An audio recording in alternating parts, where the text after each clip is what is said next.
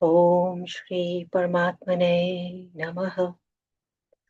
Om Shri Paramatmane Namaha. Om Shri Paramatmane Namaha. Om Shri Guru Bhyo Namaha. Atma Vandan, everybody, and a very warm welcome to you all.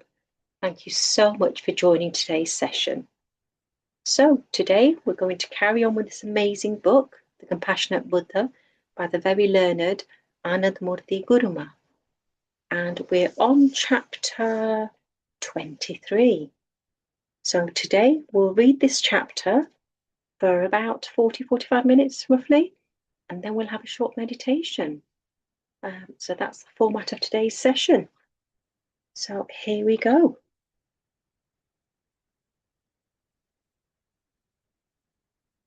Chapter 23, page 225. God is infinitely forgiving. Question: what will be the state of the mind when one experiences the divine at the time of enlightenment? There are three aspects: imagination, experience, and memory.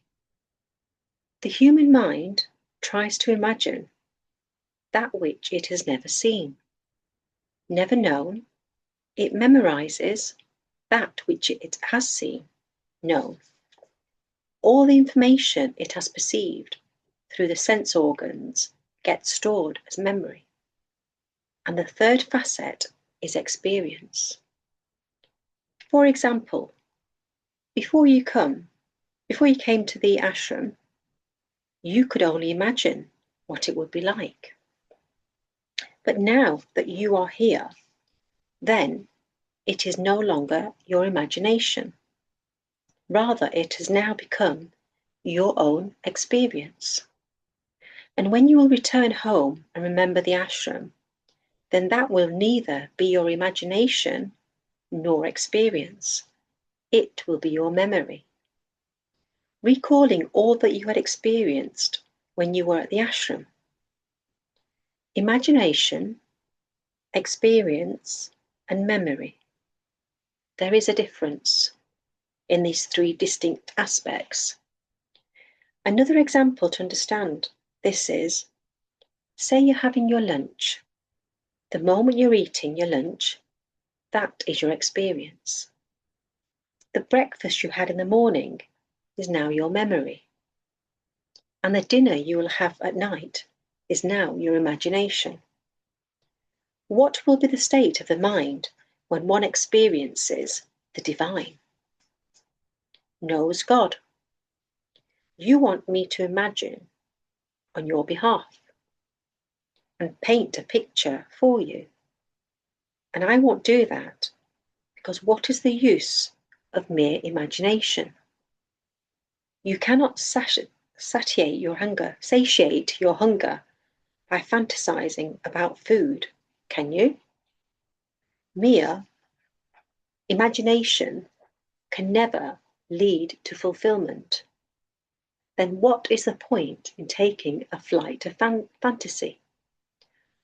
So rather than imagining or speculating what it will be, you need to focus on your spiritual practices.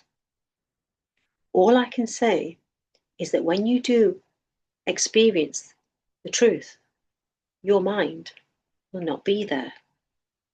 In which case, you may ask, if there is no mind, then who will be experiencing? Because no matter what answer I give, you will raise a new question. I will answer that, and yet again, it will lead to another question. These answers should be given in words, although I can readily do so, but it will be futile. All you will achieve is a false sense of satisfaction that, now I know what it will feel like when I will get experiential knowledge of God. This will be nothing but pointless, futile pride. And this is the reason why Buddha never expounded on God or the Atma individual self that is eternal and unchanging. As a result, many people labelled him as an atheist. What sort of person is he who doesn't talk about God? But Buddha was wise, as for thousands of years, people had been talking about Atma and God. The Puranas are full of abstractions. People had been just blindly parroting the Vedas and Puranas, and moronically repeating the words of the scriptures. God is all-pervasive. Atma is indestructible, eternal, etc. Mere holding on to words and feeling proud of doing so without any experiential knowledge whatsoever. And such people started regarding themselves as Shastris, learned scholars, knowledgeable and superior to others. Buddha did not talk about good health. Rather, he discussed the illnesses that were devouring mankind. Once the diseases get eliminated, it automatically leads to acquisition of good health.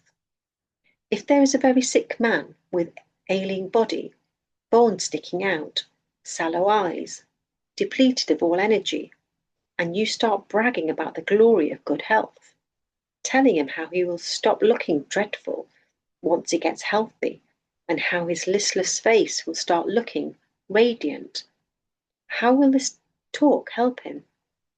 In fact, he might just slap you, saying that, here I am, suffering in agony, and you are waxing lyrical about good health. Instead, what will be beneficial to him is if you suggest the way to get rid of the disease. And that is what Buddha did. All he ever discussed was the various mental afflictions, the intellect, and all the pitfalls the intellect falls into. That is all he discussed. He would always state that he was no guru, but a scientist, a doctor of the mind. And without talking about God or Atma, he got thousands of people to walk on the spiritual path. In fact, no other master has ever managed to inspire so many people onto spirituality as Buddha. Those who love Sri Krishna maybe do so less for his Gita and more for his Lila, divine play. How he saved Draupadi from getting humiliated, how he helped his poor friend Sudama, how he came to the aid of Arjun. They believed that as he helped them, he would come to their aid too. This is the reason why they love him, and not for the message he gave through the Bhagavad Gita. They think all they need to do is chant his name, and then they won't have to put in any effort towards their spiritual upliftment. Hence they chant Krishna, Krishna. Likewise, the large Islamic population is not because those many people understand the Quran, Sharif, but it is a reflection of the ways used to spread Islam, use of force and coercion. One section of people belonging to lower socio-economic strata who were abused by the upper caste Hindus got fed up of their oppression and hence turned to Islam, while other few got impressed by Sufis and hence changed to Islam. And the large faction of Christianity is also not because they understood the Old and New Testaments. It's a reflection of the shrewd thinking on part of the Christian missionaries. They open schools, hospitals, provide education and employment to people, and then slowly sell Christianity to people by advocating its economic benefits. Most of the Hindus who were converted to Christianity are from the poor, lower socio-economic strata. The Hindu religion has become fragmented and divisive, partisan and biased on caste and creed. Even in these times, there are many temples that do not allow allow people from lower castes. So very shrewdly, Christian missionaries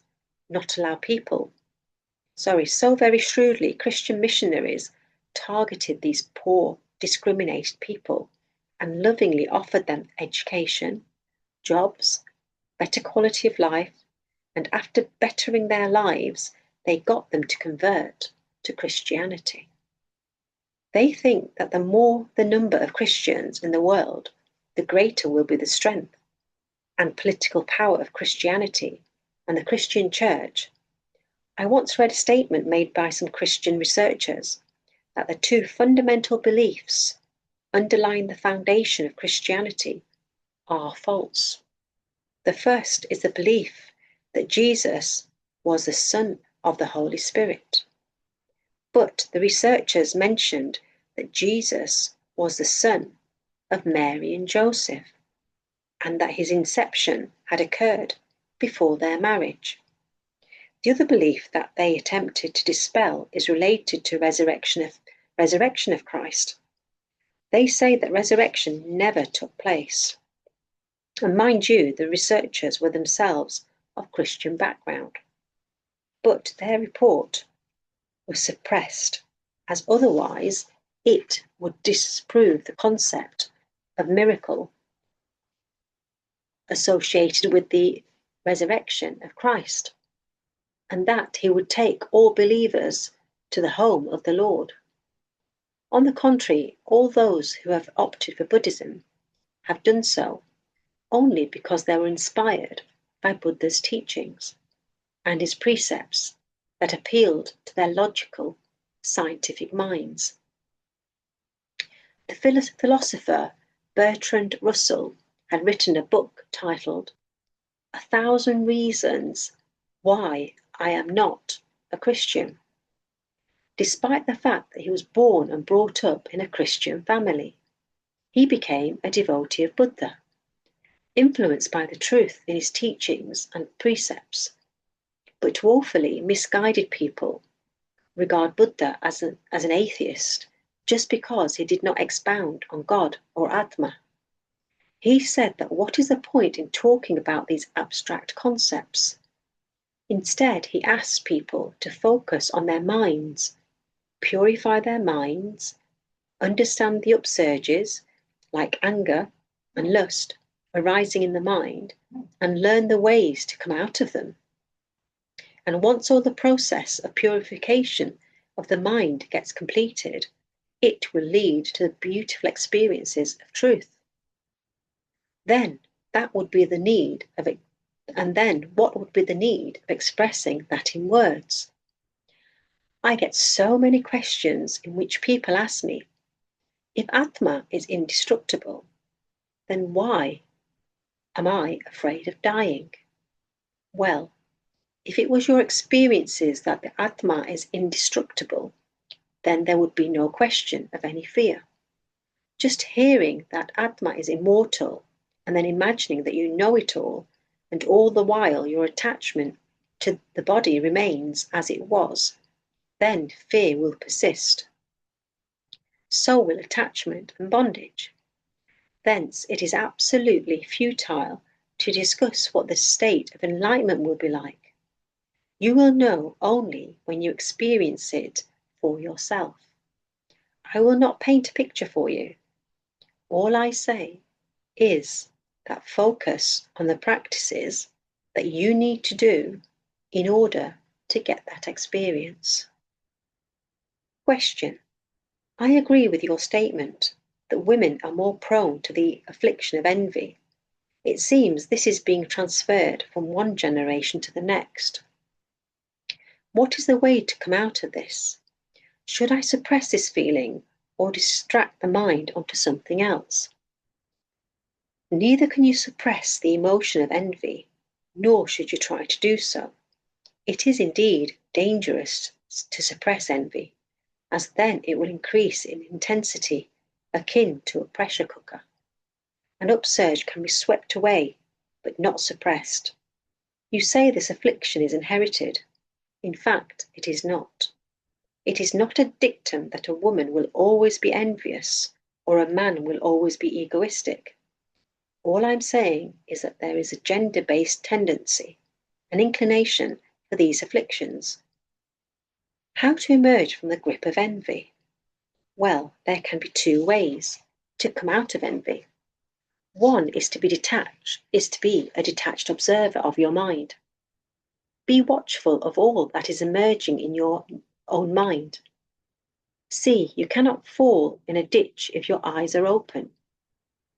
But you can if you have shut your eyes, or you lose your balance. So, one needs both open eyes and presence of equilibrium. Equilibrium does not mean suppression. It means balance. A sewing machine has so many small but essential components. The machine needs all components to do their parts, so that the machine can function as a whole. Each component has its own importance. No one is greater than the other, and there is simply no question of any comparison between the different components. Envy arises whenever there is comparison.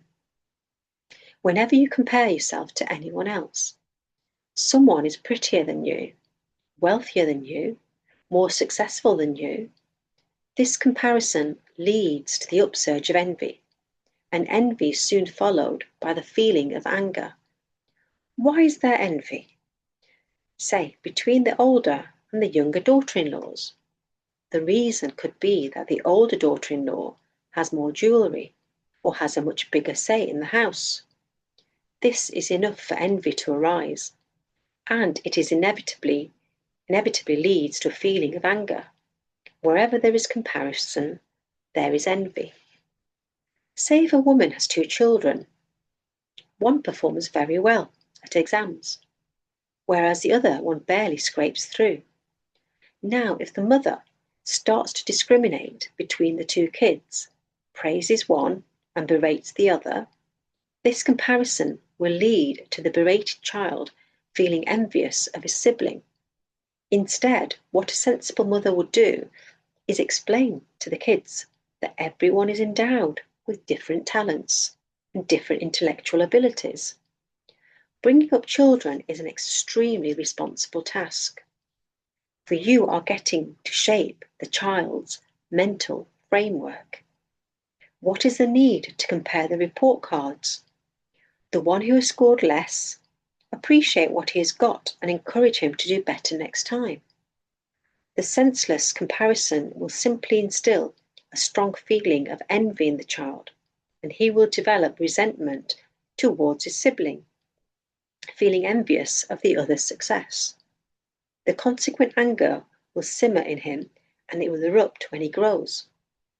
The relationship between them will get ruined forever. Even in your household chores, if you do commit a mistake, simply accept it. But instead, people go on denying their errors and keep on picking others' mistakes. And this leads to discord and fights. God has endowed all beings with something unique, something special, and all of us need to accept this fact. Just accept people for who they are, and moreover, accept yourself for however God has made you. What is the point in being envious of someone who is taller than you? Will that increase your height? Will it not be sensible to accept things as they are? Simply accept that the other person is taller than you. The smallest needle in the biggest sewing machine holds much more importance. Likewise, even if you are like the smallest needle in a large family, you too hold importance. Know your own worth, even if others don't understand or acknowledge it. Instead, what we do is expect others to understand us first. But I am saying that first understand your own self, so that you don't get swept by waves of envy. And if you don't compare, you will not be overwhelmed by hatred or aversion. And in such a situation, who will be happy, you or the others? Remember, except for your own heart. All others are strangers. You have left your family, your business behind to visit the ashram. But where is your heart? Here? Or have you left it at home? Your heart will be with you right until your last breath. You cannot prevail all upon this world, but you can certainly prevail upon your own heart. So if you want to emerge from envy, aversion and hatred, then don't compare and keep your own eyes open. When your eyes are open, i.e. you are aware, then you don't make mistakes. Don't try to change others. Focus on yourself. First, get rid of envy, anger, aversion. Being watchful of your own mind and not falling into the trap of comparison are the two main ways of keeping away from envy. The third essential aid is a regular practice of meditation.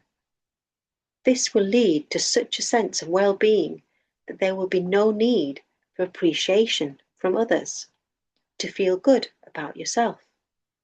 Be immersed in bliss. Then what more do you want? We address God as the ocean of compassion, for He embraces all who surrender to Him. He is not sitting with a book, listing your sins and virtues. He accepts you unconditionally, as you are. He lovingly accepts whosoever surrenders to Him. And if you regard yourself as a devotee of such a supremely compassionate God, then shouldn't you bring in even a fraction of that compassion in your life? Shouldn't you disregard the mistakes committed by others, forgive them and love them despite their faults? God is supremely magnanimous, incomparably merciful, and ever forgiving. Shouldn't you adopt this clemency in your life too? Why can't you be brave enough to forgive others? And the truth is, whenever you forgive someone who has hurt you, that act of forgiveness makes you feel so light. It is like a huge burden gets lifted off your chest. You will be freed of all the negativity you were carrying. It may or may not change the life of the one you have forgiven, but it will most certainly change your life. Sufi fakirs say, "O Lord, give me such strength that I can forgive the one who has hurt me. O merciful one, may I too forgive others the way you forgive me." Whenever I meditate, I lose all body consciousness. The breathing remains normal. After a while, I experience a sense of peace and joy. Who knows all this that is happening? How can one know if the observer is the mind, the intellect, or the real self? It is the witness within that perceives the presence of the body through the faculty of the mind. It is the real self that gets the perception of the body through the instruments of the mind. And when this awakened consciousness is at its zenith, a moment may arise when a kind of stupor pervades. Everyone knows about unconsciousness that occurs in deep sleep, coma, etc.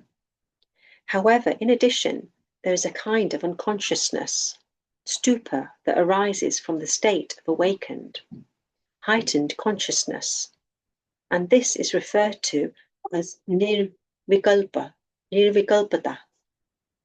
Awareness of the existence of the body, too, is a vikalpa, a thought. The body is, this is known only through the mind.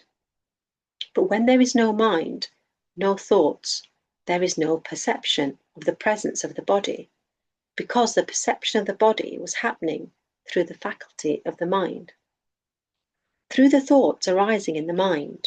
So, when the instrument of the mind is not there, how will one perceive the presence of the body? So who knows this state of being? It cannot be the mind, as there is no mind in that state of being. Mind and intellect are interconnected, so it is not the intellect either. Mind is a sankalpa, vikalpa, thoughts and counter-thoughts, whereas intellect is nischay, determined resolve. But they are interconnected and function as a unit. When the questioner said, "I wasn't aware of my body," then this thought arose in the mind, and the intellect determinedly concluded that yes, definitely, I wasn't aware of the body. This is the only difference between the mind and the intellect. Whenever one gets rooted in one's true nature of the witnessing, awareness, and when this state deepens, a time comes when the body and all objects around the body kind of dissolve away, vanish in deep sleep. There is no mind, no intellect. Where is the perception of the existence of the body then? It is not that the person has died as the breathing is going on. Pranic energy is flowing in the body. So in deep sleep too, there is no body awareness. But the crucial difference here is that in deep sleep, there is unconsciousness. In a deep state of meditation, as soon as the state of nirvikalpata occurs, one is then not aware of the presence of the body. However, it is crucial to understand here that unlike the state of deep sleep, marked by unconsciousness, this state is marked by presence of heightened consciousness. It is just that the awareness that was earlier going on through the mind to the body now stays inside. Hence, in that state of being, there is neither the awareness of the mind, body, senses, and nor of the place where you are. But this state of nirvikalpata does not last for long. Now I know what is happening, but I don't know what happened earlier. The mind, intellect, then try to recollect and speculate what had happened earlier. So the one who knows is none other than the witnessing awareness. This witness knows the others and also knows the self. That is why it is known as the witness. This witness knows the mind and intellect, but the mind-intellect doesn't know this witness. This witnessing awareness. I am aware of being the awakened consciousness, and through this consciousness I know the functioning of the mind and intellect. But I am beyond the comprehension of the mind and intellect. Hence, when I am in a state of awakened consciousness, the mind, intellect dissolve, and later when they return, they start guessing about my essential nature. It is said no one can give the accurate description of the actual state of samadhi, because when samadhi occurs, there is no mind, intellect. Then who will describe and who will analyze? In the various scriptures, the rishis have tried to recollect their experience and put it into words. It is an attempt to recollect and try to give a glimpse of what it is like to be in that state of being. Because when they actually experience that state, then neither the mind and nor the intellect was there at that moment. So all that is only an attempt at recollection. It is not the actual description, for there cannot be a correct accounting of the event when the mind and intellect are not there to do so. So in a way, none of the scriptures are relating the actual truth, simply because they can't. No one can. For example, when you eat a sweet, the taste is perceived by the tongue. And as there are two functions performed by the tongue, taste and speech, then this same tongue will state, the sweet was delicious. But can you completely describe the eaten sweet? If someone asked you how the sweet was, what will you say? Sweet like sugar, sweet like jaggery, sweet like honey. What? When you say that a flower is beautiful, the eyes are seeing the beauty, but this is being narrated by the tongue, whereas the tongue has not seen the flower's beauty. Likewise, the ears hear a melodious tune, and the tongue narrates, "What a wonderful tune!" But the ears cannot talk, and the tongue cannot hear. On a lighter note, once a man's neighbour asked him, "I have heard the sound of a harmonium coming from your house. Do you play in the mornings?" The chap nodded, so the neighbour said, "Well, some guests are coming to my house. Can I borrow your harmonium?" The man enthusiastically asked, "Oh, do your guests sing too?" The neighbour replied, "No, but for the few days your harmonium will be with me, it would mean that you won't sing, and that will spare us all of your disordinate, raucous singing. We suffer this grating noise every day, but why should our poor guests suffer too? We all have the same voice box, larynx, but the sound that comes out of it is different. So you end up appreciating someone's melodious voice, but dislike someone else's inharmonious singing. The ears are the same, but the words formulated by the tongue are different. And isn't it interesting that the ears can't speak and the tongue can't hear? Similarly, some items simply cannot be described, defined, or detailed. In that state of being, in that moment of experience, there is no mind and no intellect. And if you start describing that state with the mind and intellect that were absent in that moment, how can that be a correct reflection of the experienced truth? And it is in this context I say that the scriptures are untrue, and even the Master's words are untrue.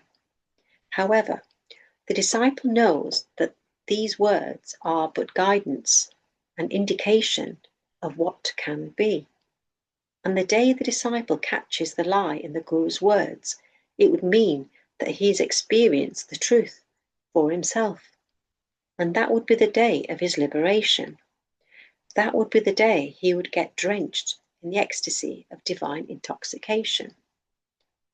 Where has my ecstasy brought me? Where I don't see anyone other than me. It is a sheer deluge of drunkenness, so much intoxication that I haven't drunk anything.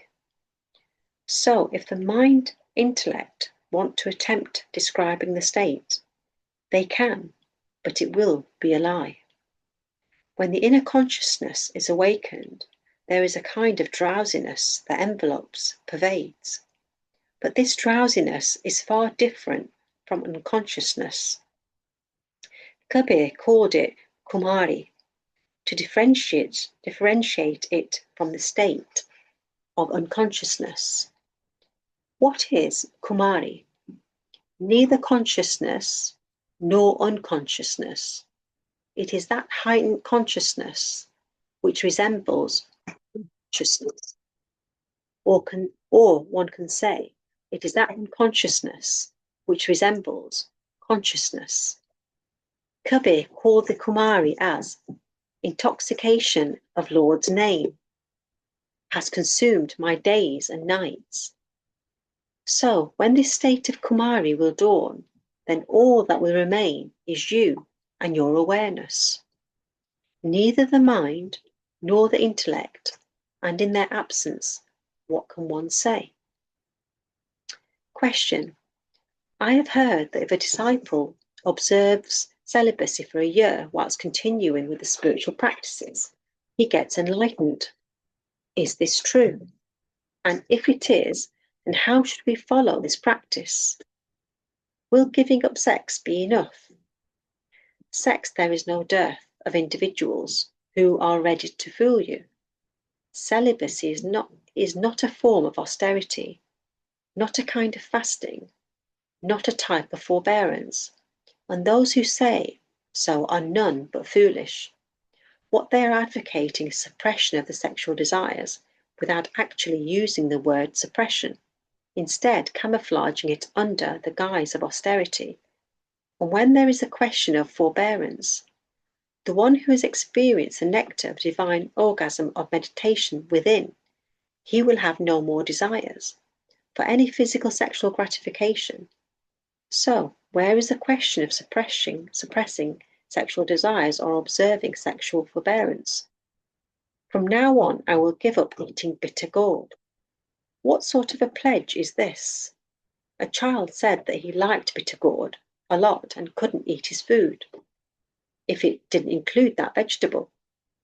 Now, this was indeed an unusual child, for normally children run a mile away from vegetables like bitter gourd, and here this child couldn't live without eating bitter gourd.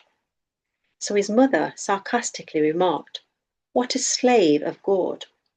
Well, this was enough for the child to get miffed, and he huffed, "From now I give up eating bitter gourd."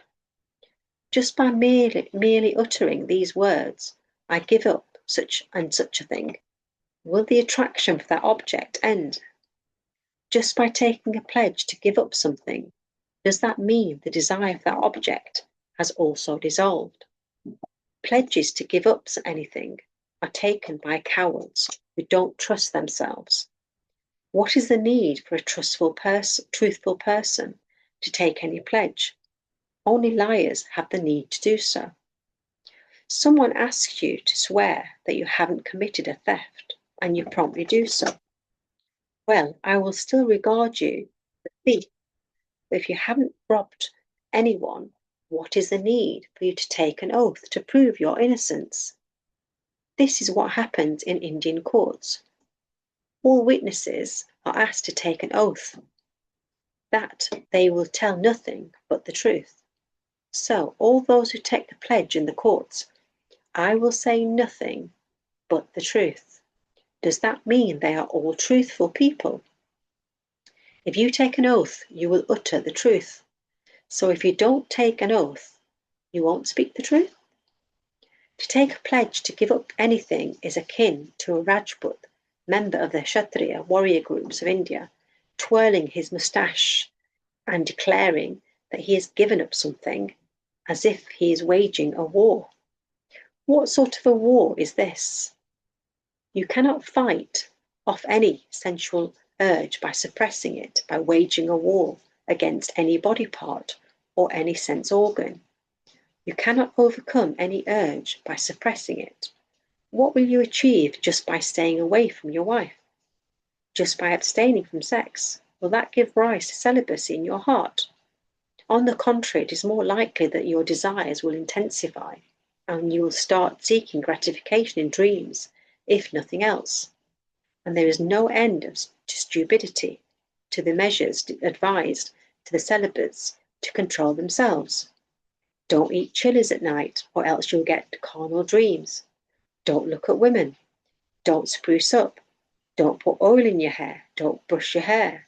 The thinking being that if they do these, they will look presentable, and some women may want to befriend them, as if women are dying to be with them. A long list of to-dos and don'ts for the wannabe celibates. Why? Because of the underlying fear. What this means is that all people trying to observe celibacy are in a way living in fear. I haven't seen anyone more scared than them. The Lord's devotee and shaking like a leaf, living in such utter fear. I heard of a celibate who was walking back, having bathed in the river Ganga.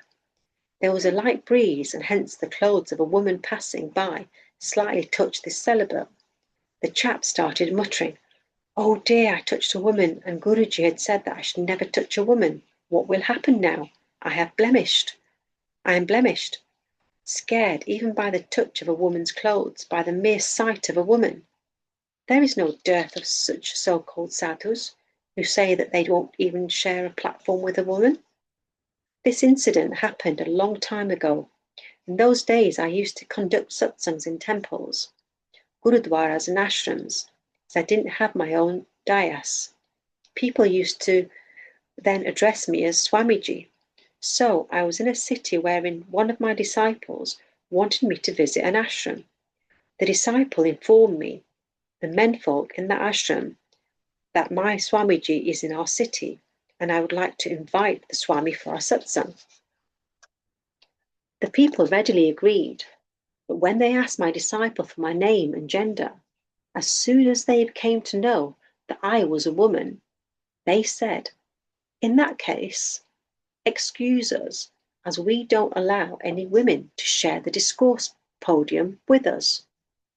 Why would the podium get tainted by my presence?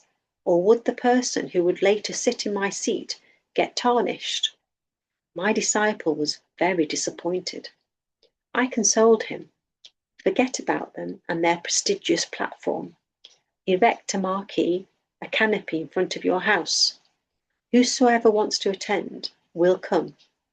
All I need is a platform and a speaker, mic. As it turned out, such a large crowd of people attended that there wasn't enough space in the marquee to accommodate everyone. And in the subsequent years, the number of people went on increasing. At my subsequent visits, the entire city would await my arrival and confer such a warm welcome. And once in the throng of people waiting to welcome me were some of the people from the ashram who had earlier refused to accept me. They requested me to visit their ashram. I retorted, "Won't your ashram get corrupted by my presence?" Now that there is such a fame surrounding me, reporters waiting for my interviews, the entire city showering me with love and respect, you have come now, seeing all the fame and acclaim. Well, I am still a woman. I haven't become a man. Why come now? My opinion was passed on to them by my disciples as they didn't have the guts to come up to me. How scared are these so-called sadhus, and on top of that, these very people hold satsangs, lecturing people, and in effect instigating people to become as cowardly as they themselves are. Take an oath of celibacy, albeit reluctantly, as if it was an unavoidable compulsion that has to be undertaken in order to get enlightened. And what happens after getting the enlightenment? Back to sex. Just like the 9 days of Navratri, when people don't eat any non-vegetarian food, don't drink any liquor, but no sooner the Ashtami Puja is done that they have a bottle of liquor in one hand and a chicken leg in the other. The questioner says that he has heard that by observing celibacy for a year, he will get self-realization. Well, all I can say is that it is sheer nonsense, gobbledygook. Celibacy does not mean forcefully suppressing the sexual urges, forcibly controlling the mind.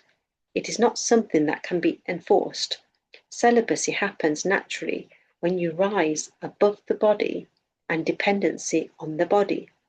When you start drinking the nectar of bliss within, then no need remains for seeking any sensory gratification.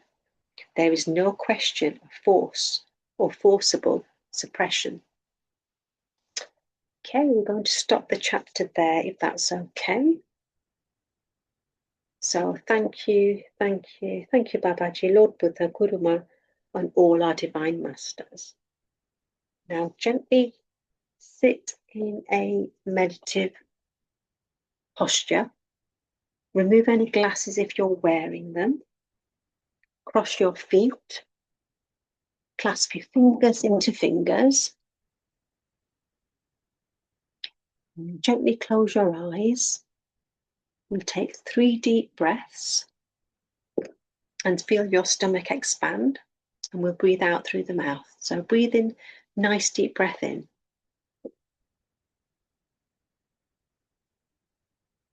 Hold. Gently release through your mouth. And again, a nice deep breath in.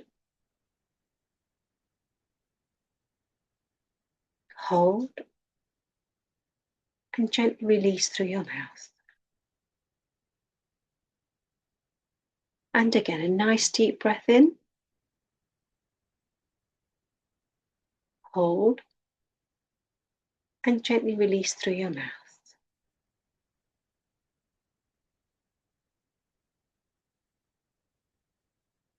Now gently focus on your incoming breath through your nostrils. Feel the temperature, feel the coldness of the cool air coming into your nostrils. And as you breathe it out through your nose, feel the temperature of how warm it is. With every single breath, we're receiving pranic energy, positivity from the cosmos. And this divine energy is going into each and every cell, organ, nerve, every single part of our body, which is an absolutely magical miracle. We are so, so blessed to have this divine form. Now, gently take some note of how your feet are feeling. Top of your foot, sole of your foot. Feel your feet as being totally relaxed. Your shins, calf muscles, knees, thighs, both your legs, totally at ease. Your hip area, all your organs, kidneys, stomach, intestines, pancreas, liver, heart, lungs. Everything's working smoothly, just like clockwork. Gently lower your shoulders and feel your shoulders totally relaxed and calm.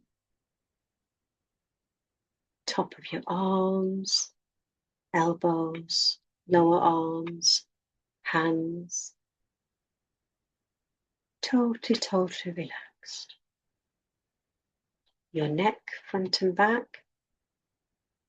If you feel any tension, just shake it off from your shoulders. Your facial muscles, ears, top of your head, back of your head, forehead, eyes, nose, mouth, cheeks. Your whole face is totally at ease and relaxed. Now focus on each incoming breath. Feel it coming in through your nostrils, into your lungs, and then gently being released through your nostrils. And if any thoughts come while we're focusing on our breathing, just accept them, acknowledge them, and focus on your breathing again.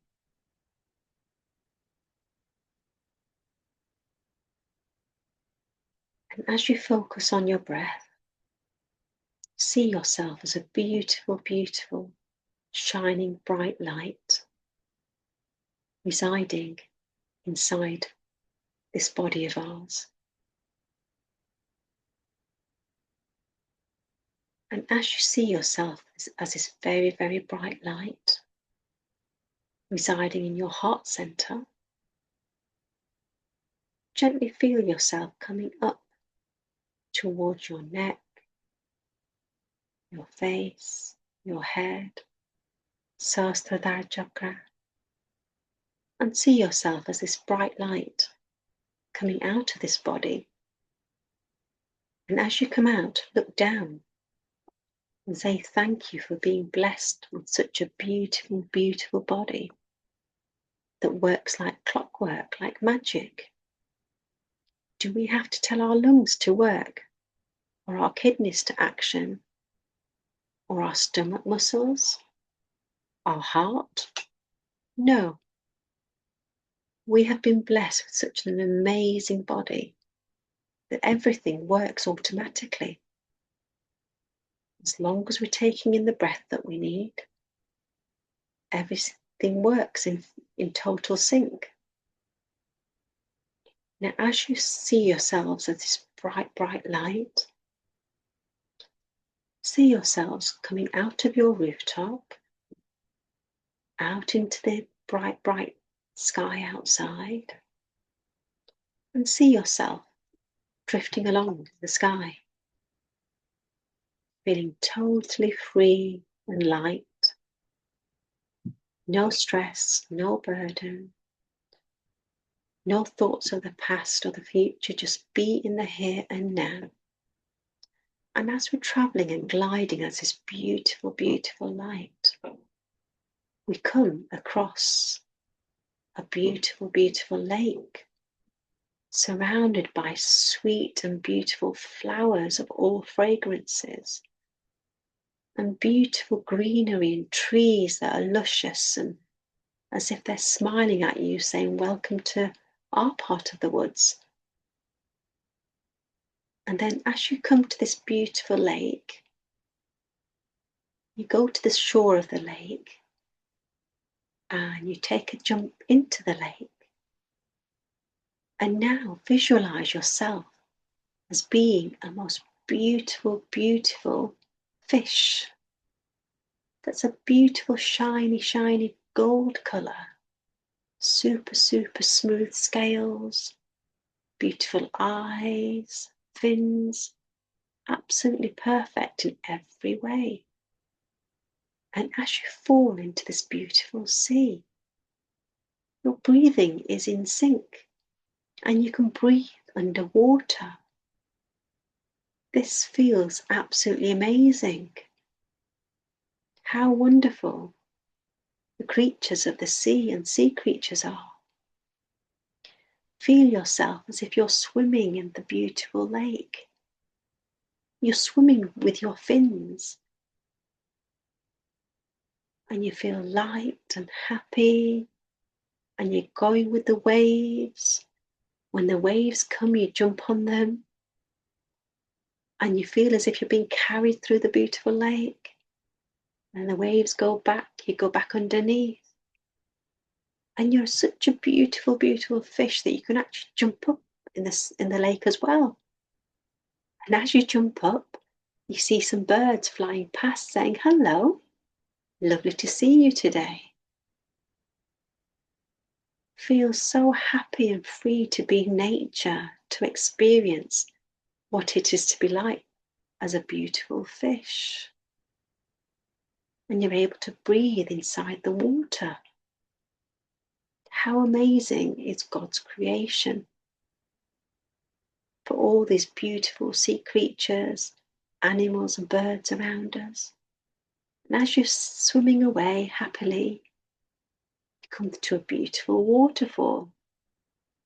And with this beautiful waterfall, you get to the end and you come down as if you're on a slide. And it's so effortless. You don't have to do anything. You just let it be, let yourselves go and go with the flow. Because you've got no destination, you're just going with the flow, accepting the tide and the waves and trusting the Supreme Almighty to look after you and protect you wherever you are. You feel so, so happy, joyful and blissful. Just like God, we are created in the image of God. So God is joy, God is happiness, God is bliss. In the same way, we too are joyful, blissful and happy. As we remember our true nature, and as we're swimming away, we feel the beautiful raindrops, the pearls of water on our beautiful skin as a fish as we jump out and jump back in again, as if we're being cleansed from the top by the sky and we're being cleansed by the water below. And then we feel the beautiful breeze on us to dry us off. The wind's giving us a big hug. All the elements are so, so, so beautiful. And the sun's come out to shine on us and make us feel happy and joyful. And as it's raining and the sunshine, we're super blessed to see a rainbow as well, with all the vivid, beautiful colours, as if to say, look how amazing you are as a beautiful fish, and I am as a rainbow. We are so, so blessed to experience the life of being a fish. Now, as we're happily swimming away, let's now pay our gratitude to our parents, grandparents, all our ancestors for guiding us, teaching us, nourishing us, helping us, blessing us and protecting us so, so much. Deep, deep gratitude to them for everything they've done for us and are still doing for us. Deep, deep gratitude to our family members, our spouses, partners, children, all our extended family, neighbours, colleagues, friends, everyone that we're so, so blessed to have in our life. Deep, deep gratitude to all our gurus for helping us, supporting us on our path of spirituality, on our sole purpose to reach enlightenment. Deep, deep gratitude to Mother Nature for everything she does for us and for holding us and supporting us, Mother Earth. Deep, deep gratitude to the mineral kingdom, plant kingdom, animals, birds, all species, all sea life. We are so, so blessed for all the variety of different creatures that we can actually enjoy in this lifetime. Deep, deep gratitude to the 5 elements, to the amazing planets, stars, galaxies, the whole cosmos. Deep, deep gratitude for every single thing that we have in our lives and all the people in our lives. Deep, deep gratitude for books and the trees that have sacrificed themselves to become these books and the knowledge that we're receiving every single day. Deep, deep gratitude to IT, to the Zoom platform, for our phones, laptops, everything that helps us to connect and unify with one another. Deep, deep gratitude to Mahatma Babaji, Lord Buddha, Guru Ma, all the divine masters for being here with us every day. Deep, deep gratitude to every single one of you for sharing your divine energies with us today.